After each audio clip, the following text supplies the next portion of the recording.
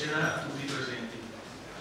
Abbiamo ritenuto a distanza di 2 mesi, 21 luglio è stato il primo consiglio, oggi è il 22 settembre, anche se in mezzo c'è stato un mese importante per le assenze come il mese di agosto, relazionare quanto fatto. In questo incontro interverranno, come ha detto il Presidente del Consiglio Scaroni, l'assessore provinciale all'ambiente Fanton, che ci porterà la sua testimonianza, il professor Massimi, Presidente del Comitato Non Inceneritore, che farà la fotografia della Commissione Via in regione in questo momento, interverrà l'assessore comunale all'ambiente Bortolato, che farà la relazione sulla convenzione con i comuni limitrofi, e il consigliere comunale della Commissione Speciale, Coro Leonardo, che illustrerà brevemente un possibile progetto di un DQD. Chiuderò io con un mio intervento. Mi chiedevo, sappiamo tutti qual è il compito di questa commissione, allora ho preso il piano di lavoro da presente col collega che mi ha preceduto il Presidente Antonio Bortoluzzi, che era Presidente dell'Istituzione, e vorrei quindi leggere brevemente i 2 compiti della commissione, il compito istituzionale e il compito politico. Il compito istituzionale della Commissione Speciale è innanzitutto quello di redigere, sulla scorta delle indagini promosse, sentiti i cittadini, le assemblee elettive, gli enti, le associazioni e i movimenti che a vario titolo hanno ragione di intervenire sull'argomento, nonché le parti sociali, il proponente, la comunità locale di ogni livello e gli enti locali di livello superiore, e i consulenti a vario titolo coordinati un parere in quanto atto dovuto e richiesto sul turno vincolante dalla Regione Veneto.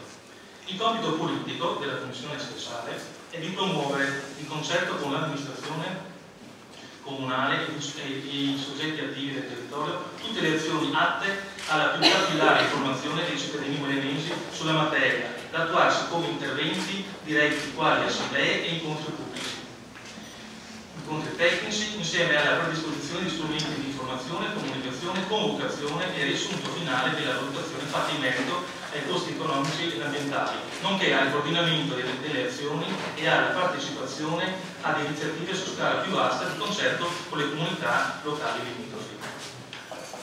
La Commissione è aperta ai contributi di tutti i cittadini.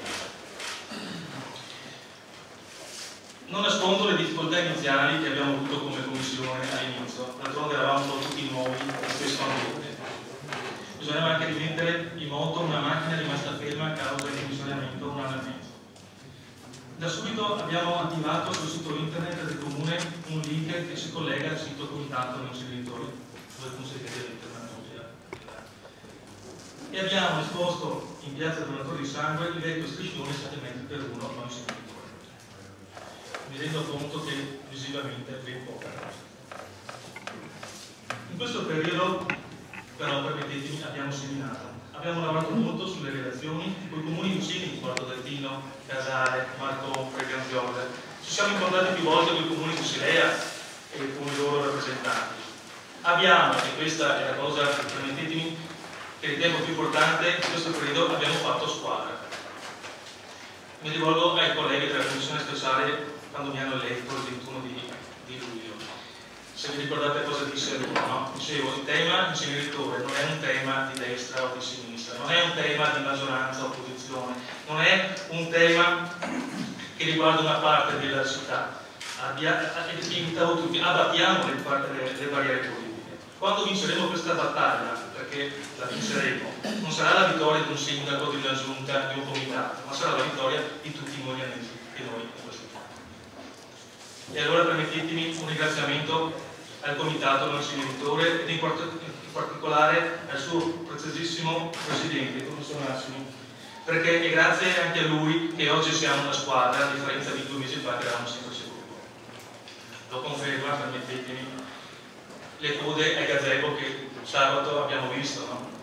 Lo conferma il fatto che un Presidente di una commissione era seduto accanto a un rappresentante del Comitato Non Inceneritori come la signora Marcella Colò, sotto un unico gazebo e per un unico problema. Abbiamo raccolto ben 130 firme in poche ore. Possiamo dire che sabato, quindi, con la distribuzione della lettera del sindaco, dove ha messo la sua faccia, e con questo striscione che vedete esposto, abbiamo dato inizio alla campagna di informazione. Bene. Cosa faremo da domani lo dirò dopo gli interventi delle persone.